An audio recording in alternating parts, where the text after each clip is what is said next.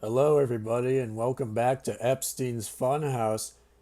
Boy, it's been a long time. 6 years, in fact. I think. Maybe 5 years, I don't know. But since then, I have matured, and I would like to say I deeply regret making some of the jokes I have, and so I do apologize if I've offended any of you who are listening. I just kind of wanted to get some quick laughs. I don't really feel any hate towards anybody. And so that out of the way, fucking, I don't know how to start this shit. I don't think too much happened since I was gone, right? Let's see here. Joe Biden became president? Really? Wow. Um, Global pandemic. Queen of England's dead. The counting to 100,000 guys like really popular now. Holy fuck! They made a fucking Minecraft movie.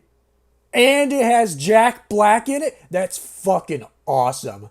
That's so cool. That's so awesome, man.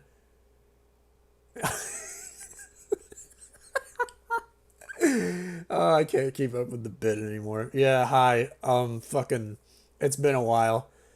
I've changed quite a bit. Um, I'm a senior in college now. I made these videos back when I was 16, and I realized I'm gay as fuck, and I have a boyfriend now, so that's new. Um, nothing melch, nothing melch. What the fuck? Nothing much else is going on. Um, I figured out how to, record videos with a recording software instead of with my iPhone propped up against my laptop. So that's fun. You could actually see the game I'm playing now. Um, so anyway, I'm going to be reading like 3, 4 short stories this video. Um, and today, let's see what I am going to be reading. Oh, fucking Christ. I forgot I picked this one. Okay. I don't think there's any story that's more appropriate to start than with Peppa the Killer. Oh my god. This lassie at school's been slagging me off, Mum. Well, tell that fucking lassie that I'll kick her cunt in. No, Mum, she says that I pish myself. This one's short but sweet. This one's 8 lines of text. So this is gonna be done like a breeze. Um when Peppa Pig goes to sleep at night. That is the first sentence. That is the first sentence of the story. An unfinished sentence. Bravo, author. Bravo. New sentence. And then, as Peppa's sleeping, something tampers the window. Something tampers the window. A loud bang. Peppa wakes up to see the window slightly open. New sentence. So she shuts. So that is a fucking tongue twister if I've ever encountered one. Holy shit. So she shuts the window. New sentence, and then she goes back to sleep. New sentence, but wait, this one actually would make sense. But something isn't right. Something, new sentence, something ominous. That's a 2 word sentence. What this is written like garbage. What is this garbage? What is this shit, dude? All right, in all caps. It's Jeff the Killer.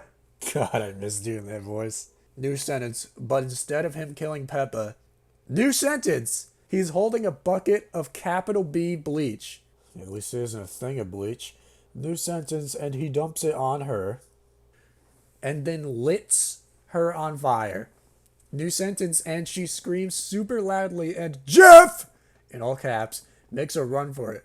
New sentence, and busts the window open. New sentence, and Peppa gets sent to the hospital.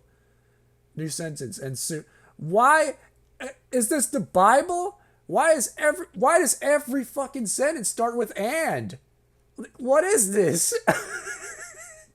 Her face is white. New sentence. And her hair all black. Peppa the pig does not have hair. Oh my god. New sentence. And her eyelids burnt off. New sentence. And her lips red. New sentence. And she goes insane. Oh. Don't think I didn't notice you. Tense swap. Don't think I didn't notice you. Burnt and goes. Yeah. Don't think I didn't notice you. That was a sneaky little tense swap right there. When she goes home. New sentence. When everyone is asleep. New sentence. Peppa kills her parents. New sentence. And George wakes up. And then Peppa stabs George. New sentence. And she runs off. New sentence. And she makes her face beautiful. New sentence. And then she re-meets Jeff the Killer. New sentence. And they have a epic fight. Peppa the Killer versus Jeff the Killer. New sentence. Actually, is this correct? Yeah, fuck it. I don't care. And Peppa gets capital S stabbed in the face. And then she stabs Jeff in the legs and makes it so he can't use them. But he throws his knife at Peppa's stomach. New sentence, and then she faints. But then as Jeff is walking away, new sentence, she wakes up and throws the knife in her stomach at Jeff's ass. It's Peppa time, she says. Then Jeff the Killer throws the knife at Peppa as her neck gets dislocated. That's not the right usage of that word. And also, why are they throwing that knife around like they're playing monkey in the middle, dude? What? Oh my god. And Peppa has been defeated. New sentence. But Peppa the Killer is not dead. Wow. Bravo. First story of 2025. Bravo. Everybody clap with me now. I said clap, you fucker. Alright, anyway. July's fail of the month this year is Seinfeld Lost Episode. Okay. Oh my god.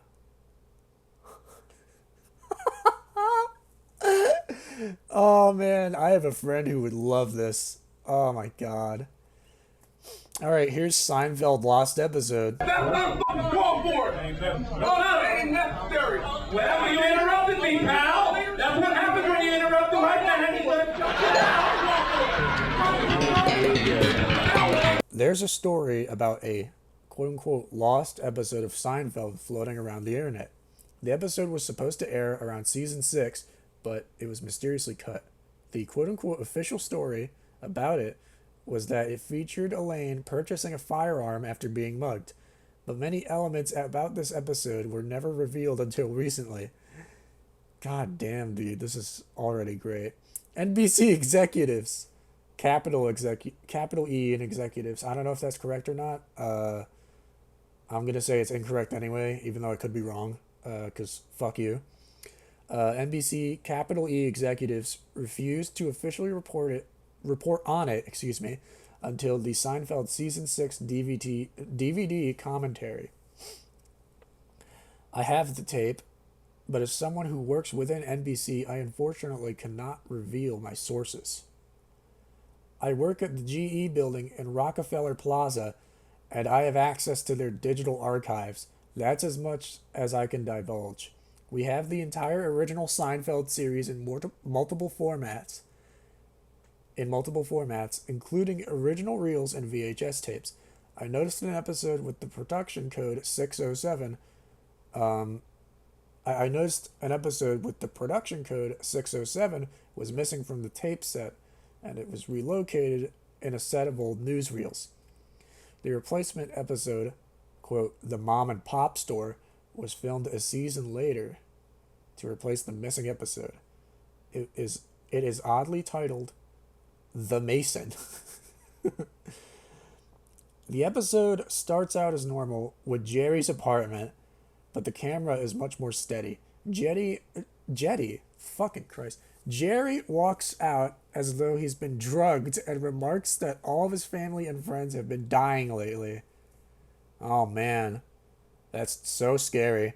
His buzzer rings and it's George. George runs up half crying and tells Jerry he's seen something terrible. Is it this story? He's mumbling and stuttering for about 5 minutes until he can form a sentence. There are still pauses for humor, but there is no audience or laugh track. George informs Jerry that planes have crashed into the Twin Towers due to a terrorist attack on New York. No! No! You can't fucking... You...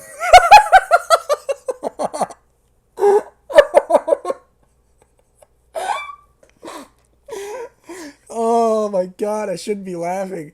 I shouldn't be fucking laughing. Oh my god.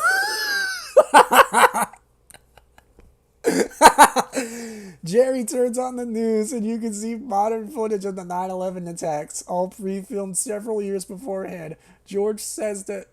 Oh god. George says that this isn't the worst part. George says that isn't the worst part, sorry. Elaine and Kramer were in the towers at the time of the bombing. What precedes is a graphic and explicit phone call of screaming and crying. Kramer says the N-word. No, I'm joking. Kramer says that something terrible has happened and that Elaine is dead. He screams about how there's no air in the building and that he's burning to death and he's going to jump. This is so fucking tasteless. This is so goddamn tasteless, dude. Oh my god. The camera cuts to live footage of a man falling from the Twin Towers. George looks genuinely upset and says, "I'm sorry, Larry, but I can't go through with this." He tries to walk off the set, but people stop him and push him towards the stage. He walks out Jerry's prop window and you can hear him calling his agent. Oh my god, this is so shit, dude. This is fucked. This is fucked up, dude. There's a lot of mumbling and you can see candles being lit behind the stage. Jerry goes over to the bookcase and pulls it aside, revealing a ceremonial black table with candles, a dinner plate, and a strange box. There is a Masonic, I think that's how you say it? Masonic, I don't know how to pronounce that. Masonic symbol against black cloth just outside where the fake stage window would be. Jerry says some weird things in a foreign dialect, and one cut of the camera shows a poster of Barack Obama. This episode originally aired in 1995. My god. Fucking predicting 9/11 and Obama. So scary. Fucking Christ, dude. This is that happy bullshit where they predict 9/11 and it's the most tasteless shit possible ever. It's... Oh, God. The scene ends with Jerry waking up in his bed as though it's all a nightmare. Kramer comes in and says the N-word. No. Kramer comes in and asks if Jerry has seen a lizard. Jerry laughs and says, "We are the lizards." Oh, fuck off. This is gonna be some reptilian shit. This is like a fucking Goosebumps twist, dude. "We are the lizards." And the camera zooms slightly. His eyes become slivered like almonds. The tape is only 7 minutes long, and what precedes is just 20 minutes of dead air. If you continue watching to the end, it seems that there are 3 more news reports tacked on. The first is about an outbreak of swine flu, the second about a train bombing, and the third about what? Okay. It's so fucking cryptic. Ooh. Alright, yeah, this was originally posted on 4chan's X board in February of 2010. Apparently there's a sequel. Let me see this. Yeah, it's short, but I'm gonna skip to something else. Fucking Seinfeld. Oh my god. Alright, so now I'm gonna be reading How I Met Jeff. I'm mainly reading this because I want to do the voice again. It's fucking funny. No, what in the fuck? That's not the motherfucker! Get the hell out of man! I really just enjoyed the ice. Hello, my name is Jessica. Oh my god. I live in St. Luke's Mental Hospital. Holy shit. I did not expect that. Phoenix, Arizona. Why do I live in a mental hospital, you ask? Well, what I experienced brought me here. I experienced Jeff the Killer trying to fuck me. Fuck. Oh my god. I'm gonna fucking come. Oh.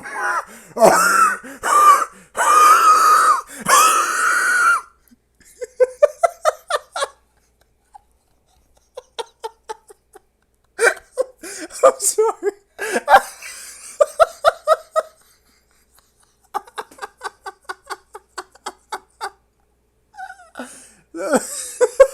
Oh, I missed doing that voice. Oh, I missed it so much. Oh shit. I've I've never written anything before except for my diary, but I don't know if that counts, so I'm gonna try my best. So this is what happened. I was an 11-year-old girl with a family. Oh no. No! No, I shouldn't have said that. No. Oh no, I shouldn't have said the. No. Oh man, really puts the Jeff and Jeffrey Epstein.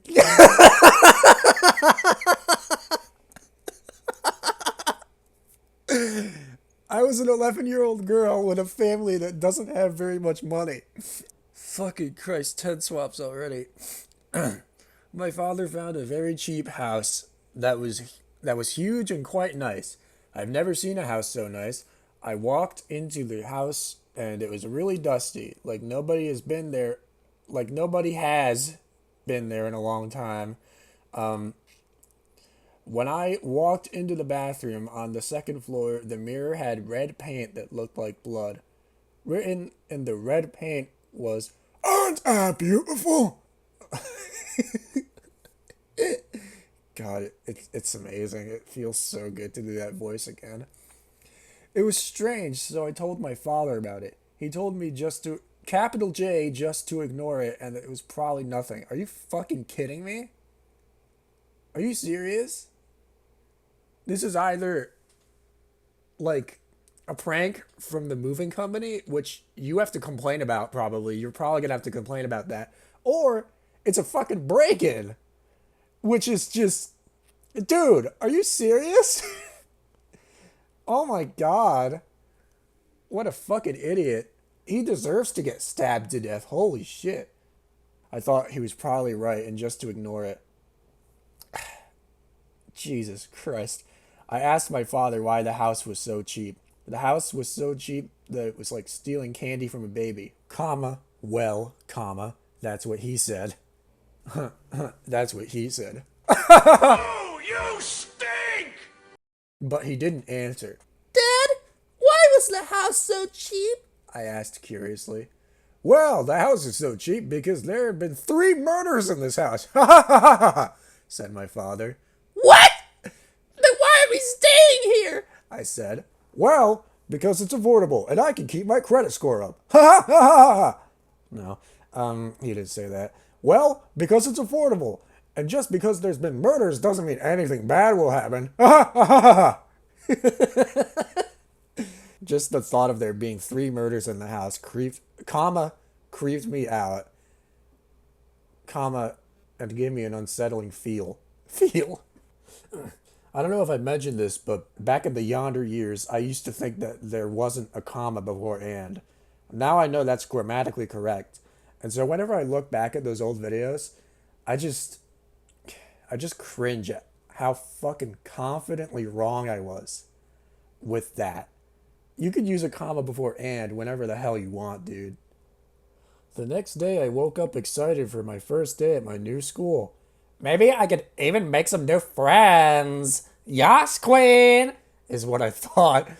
But when I went there, no comma, everything was terrible, comma, I was wrong.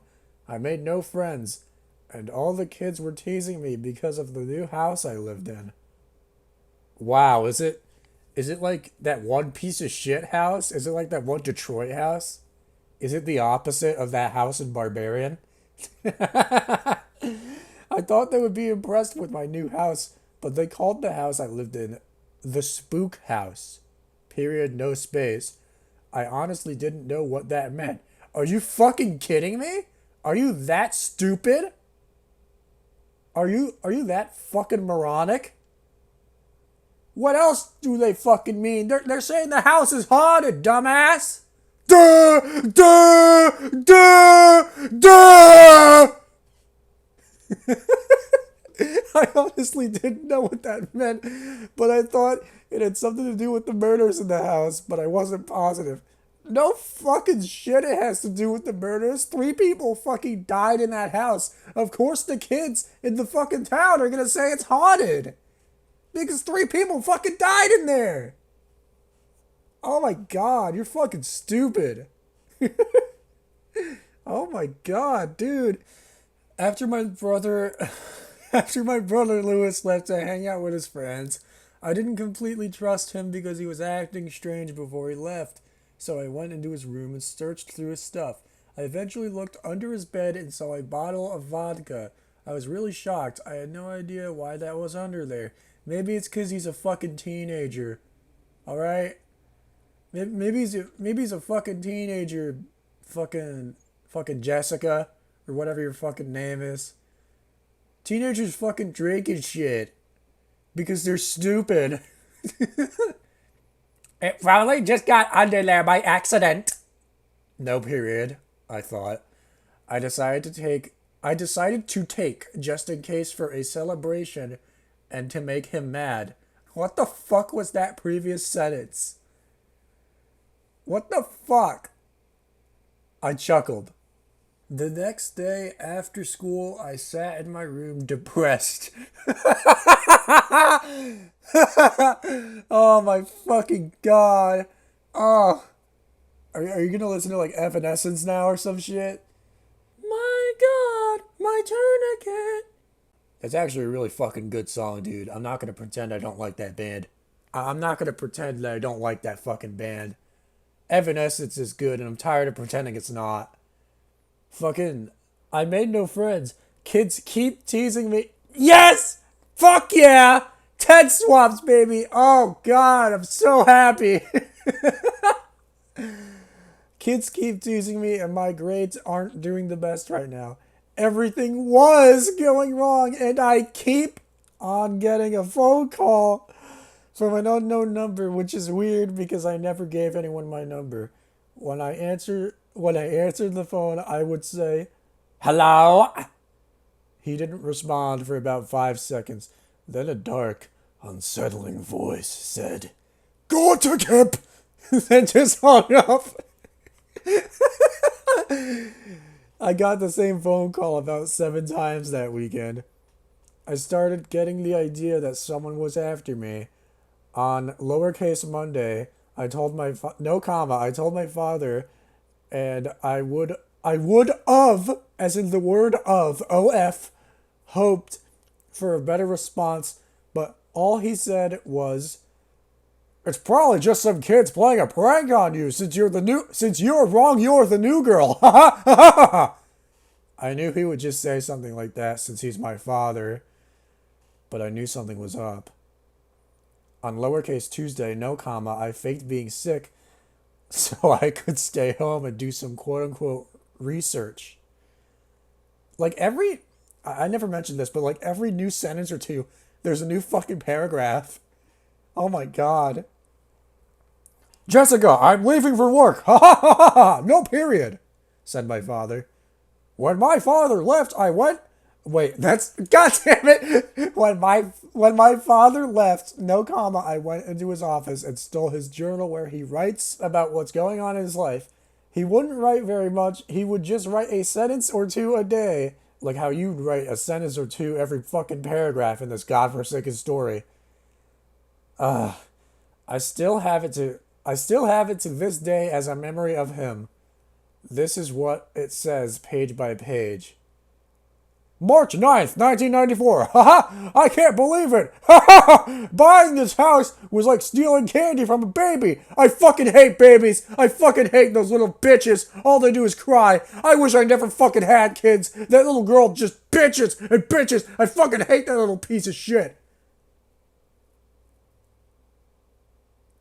Triple homicide with this price. I don't care. It could have been geno-homicide. Do you mean fucking genocide? Oh my god. It could have been, it could have, god damn it, I can't believe I missed that. It could have been geno-homicide, and I still would have steal, as in S-T-I-I-L, wrong spelling of still, bought this house. Oh god. Fuck, man, this story. I'm too energetic to read this shit. I'm gonna be a fucking mess by the time I'm done with this. Oh my god. My autism's really fucking showing right now. March 12th, 1994. Haha! I just found out that this very house has a secret tunnel in the crawl space that runaway slaves used to hide and escape. Wow, this house has history. What the fuck is this story? What the fuck? That just came out of nowhere. March 14th, 1994. When I left work, a strange man seemed to be following me through the parking garage on my way to my car. ... Ha ha ha ha ha. March 15th, 1994. Today there was that man again, but this time he was walking by my front yard very slowly. He must have really liked my house. I mean, who wouldn't? I love sniffing my own farts.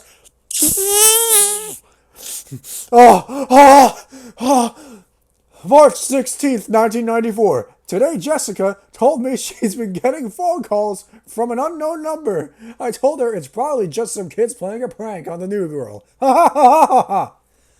Fucking March 17th, 1994. I'm being followed. Oh, lowercase God, I can see him out my window. Please, everyone, forgive me for getting this cursed home. ... Ha ha ha ha ha. Fuck! I read this and got goosebumps. I had no idea what to think. So I went back in my dad's office, and now I stole his research journal, which is just a book where he puts all...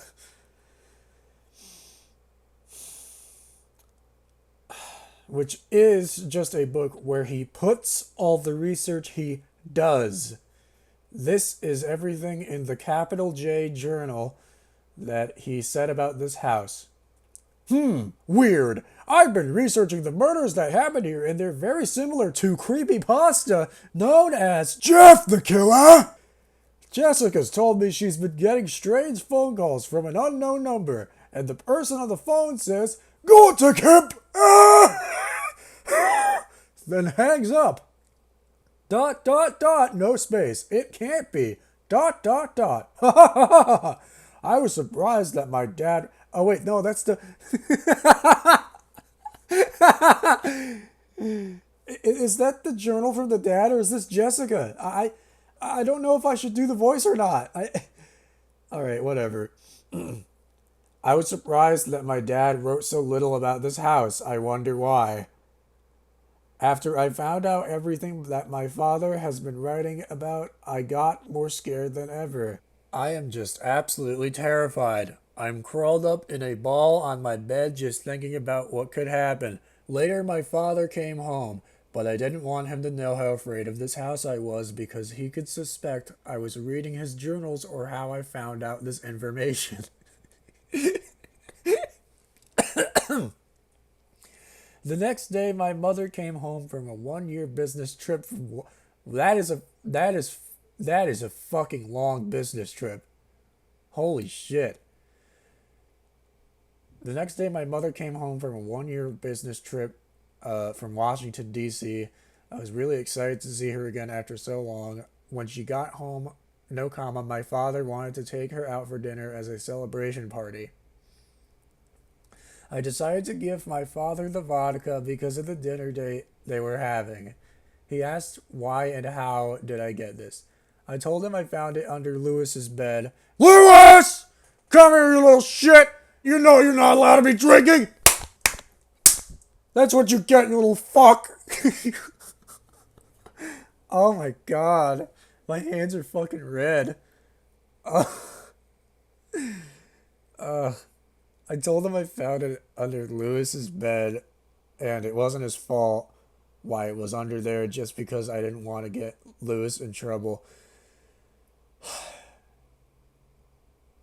The author might as well be 11 years old the way they fucking write. Because Jesus Christ, that's bad. My father said, okay, and left with my mother. My brother Lewis had to go on a date with someone too, so I had to stay home alone, and I wasn't too thrilled about staying home alone with all the creepy things that have been going on this capital H house. I'm home alone. There's nothing to do, and I keep hearing noises and got another phone call from the unknown number. When I answered, I said, hello? There was no response for about 5 seconds. Then in a dark demonic voice, the man said, tonight you will go to camp. I ran upstairs to my room because, it made me feel safe in there. Around 20 minutes after that terrible call, I got a call from my capital M mother. She was crying hard. I said, lowercase, Mom, what? No apostrophe S wrong. What's wrong? No apostrophe in what's?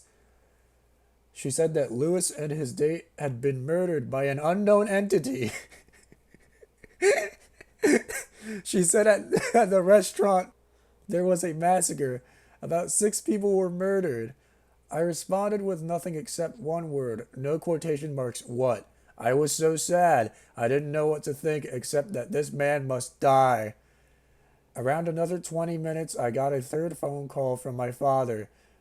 When I read who it was, from a twitch came up my spine, I had no idea what he was going to say. This fucking story. I answered, and all he said was, run! No matter what you hear, just run! Your mother has just been murdered! So much for a good credit score, am I right? Right after he said that, I heard static on the phone, ... no space, then 3 words. Space! Go to...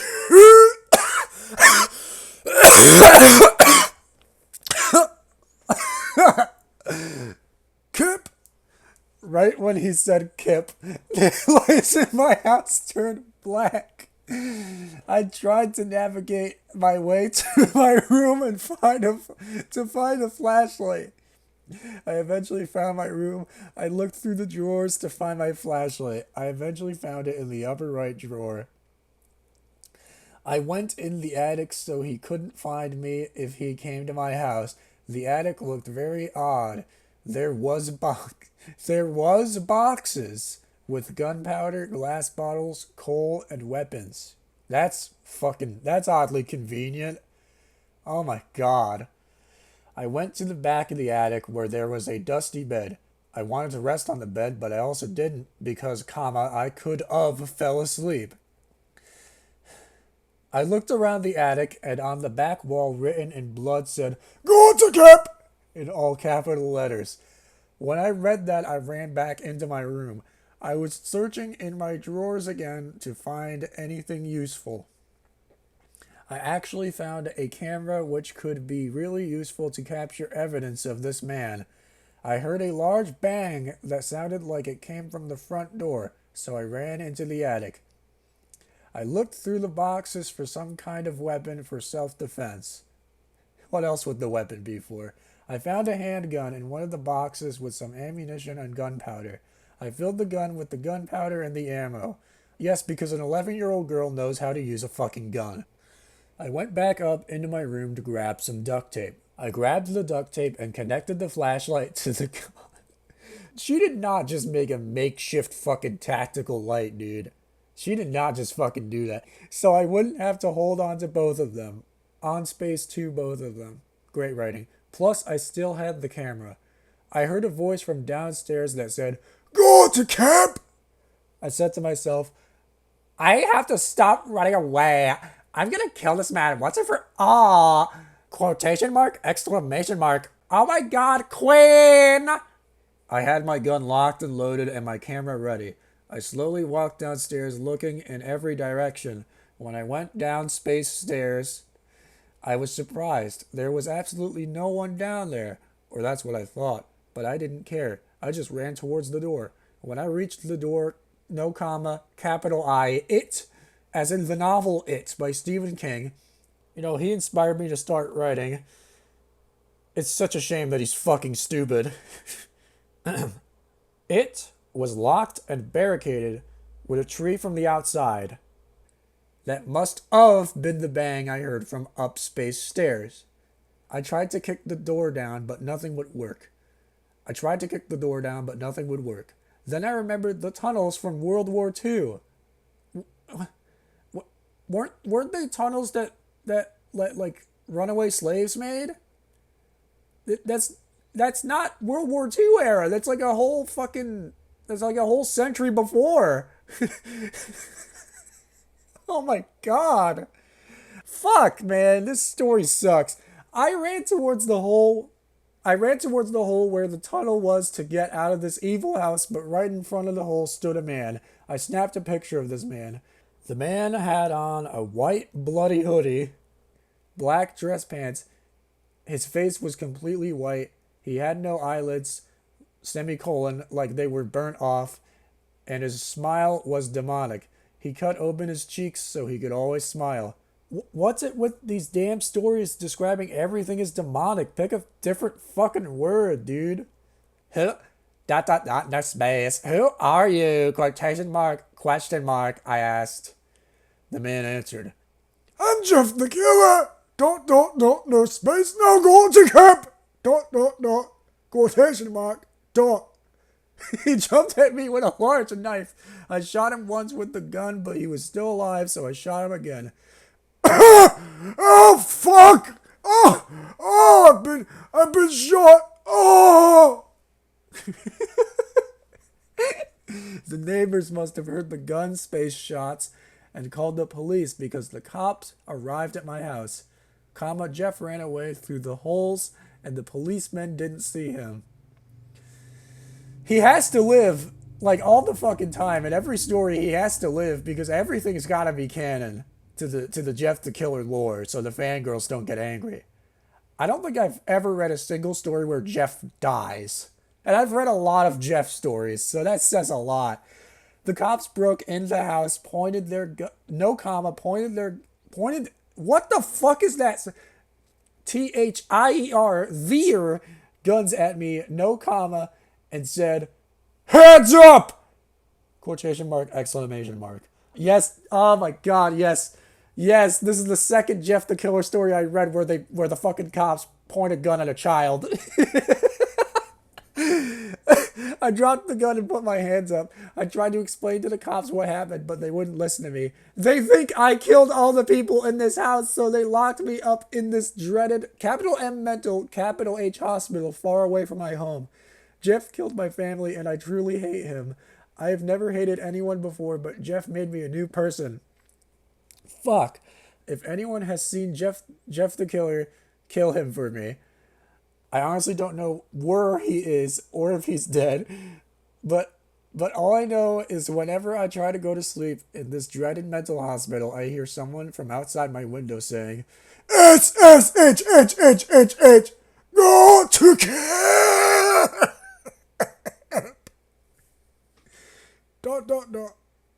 Then end. Fuck.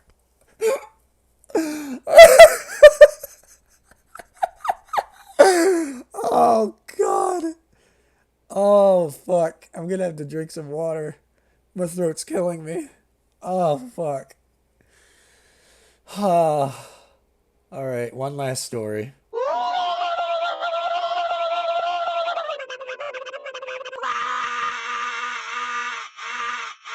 Alright, so this is called the Mario Helpline. Mario was huge in the 80s and 90s. No comma, no period. We were all crazy about that valiant plumber, and who couldn't be?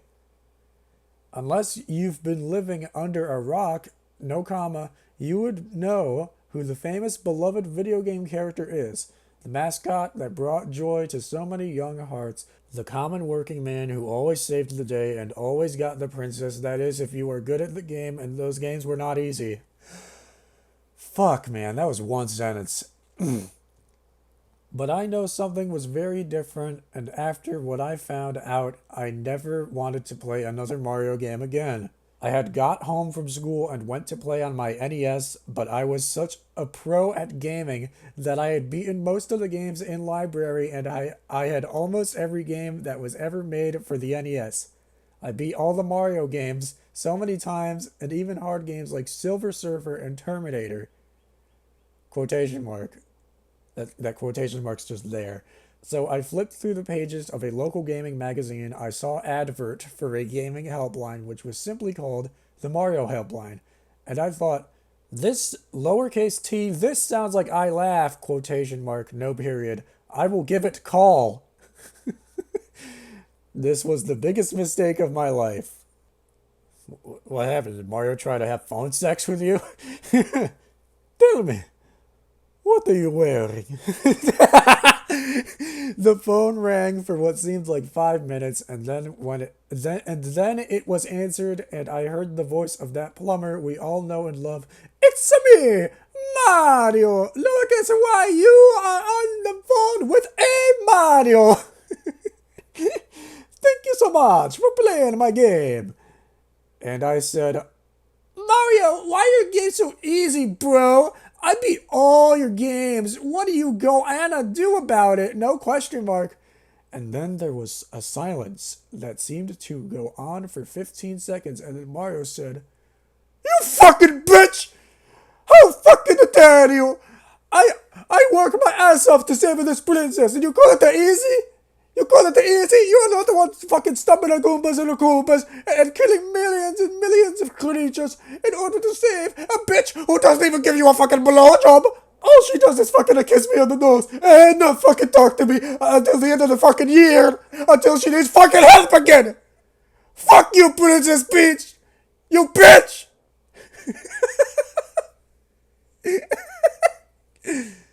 All right. And then Mario said, Okie dokie, you saw our guy. Is he fucking Jar Jar? Oh my god. You are gonna to regret this. Fucking Christ. You want the hard game? I give you something much worse, and now I cannot think of Mario as anything more than something wicked. No space, something evil. Oh my god. There's no quotation mark, so I'm gonna keep doing this in the Mario voice. Nothing strange happened at first, apart from the crazy preacher who was always raving outside the school looked me in the eyes and said, God is coming to rape the sinners. But I didn't think anything of that.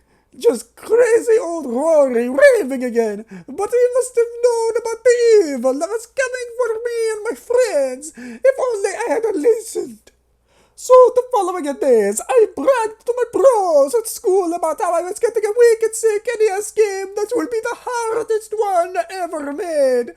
And they didn't believe me. So when I told them about the Mario helpline, they laughed at me even harder.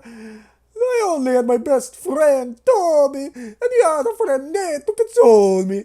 Then one day I received a phone call, and I'm Mario, only threatened me further. Ha ha!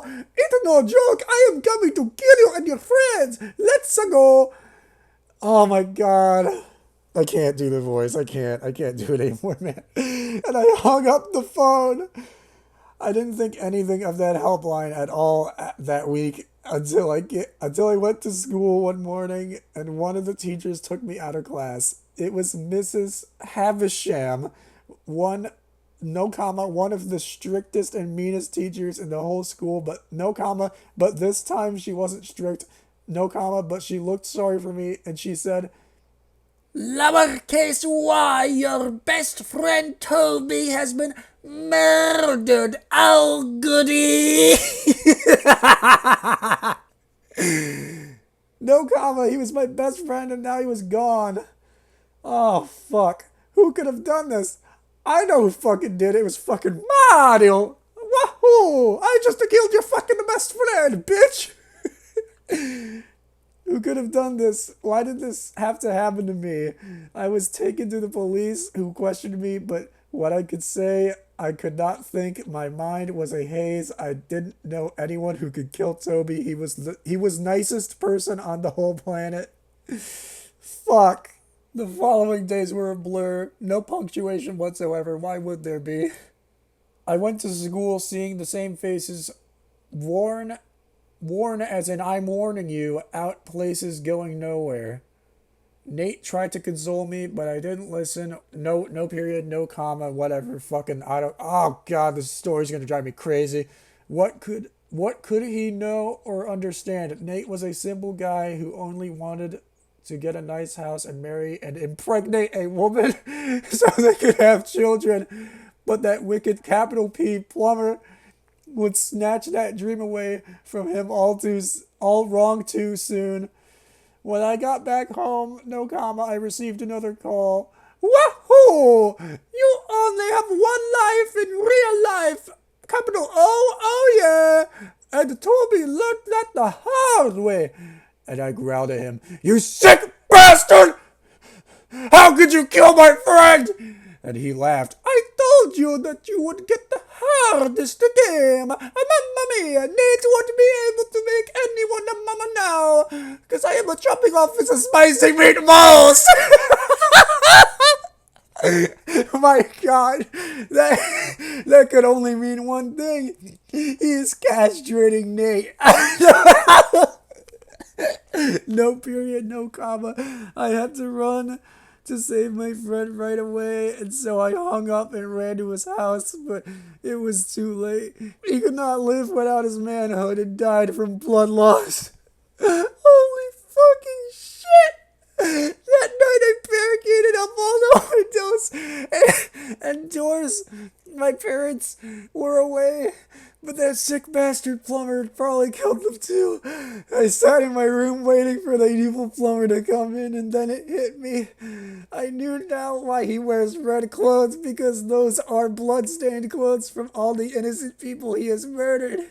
That sadistic bastard is a mass murderer. And Nintendo has the gall to pretend he is a happy-go-lucky hero. They are covering up the true psychopath that he is, the mass-murdering bastard son of a demon. Then there was another phone call, and I answered it, and there was silence for what seemed like 30 seconds, and I almost thought it was one of those strange cold callers, but I should be so lucky. It was the monstrous plumber. "Mario time! I'm coming to slit your throat! Wahoo! And then I will gut you like a pig! Here we go!" I heard those dreaded words and slammed down the phone. Then I had the greatest revelation yet. Mario clothes were not just red because they are bloodstained, but red because Mario is a communist bastard, and red is the color of communism. Those Chinese Reds are using Mario to destroy good Christian kids like me, and Mario is the key part of that. Mario is really Mario, and he is coming to kill me. This has to be a fucking joke. This has to be like satire or something. This has to be a fucking parody. Holy shit. Then I heard his mocking voice coming up the stairs. "Oh yeah! Hey yeah!" And ho ho! Exclamation mark, no space, this way! And here I go! And then outside my door, ho ho! Just what I needed! What was just what he needed. I remembered my daddy's crowbar that he got for Christmas. No comma, Mario must have it, and he sure did. He broke through the barricade, and I could not run. He took out a knife, put it against my throat, and said, "Mario time!" And then he slit my throat and killed me, and I died. I then knew the truth, and from that day I could not look at that so-called happy mascot without shuddering. What the fuck do you mean? You're dead! I know the truth. The truth. Nintendo don't want anyone to know about their beloved Mario. He is an evil, mass-murdering psychopath and communist bastard. This is the real truth about Mario. So that's my story. Now you all know the truth about Mario and his evil satanic ways that lay beneath his happy-lucky attitude, no period. Then fucking end.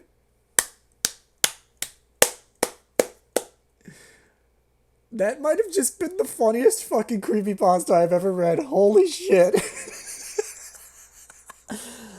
Fuck, man. Oh, God, that was... Oh, man. That was great. Oh, fuck, dude. This comeback was better than ever, man. Holy shit. Oh, well, see you guys.